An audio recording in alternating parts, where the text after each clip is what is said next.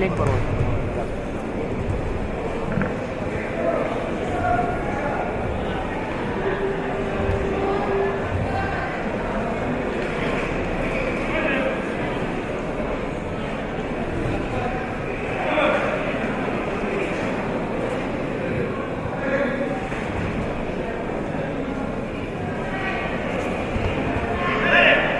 На третьем татаме победа одержала Жанна Таидова.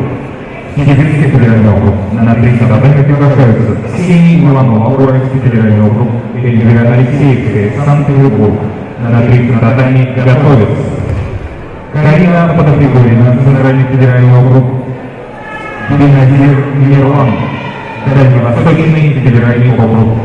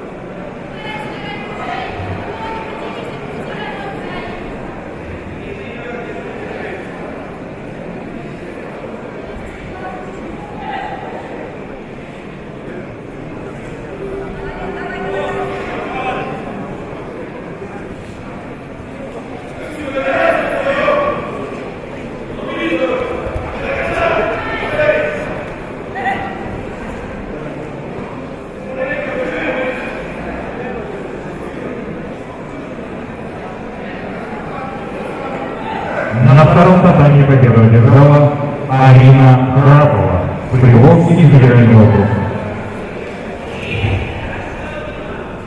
На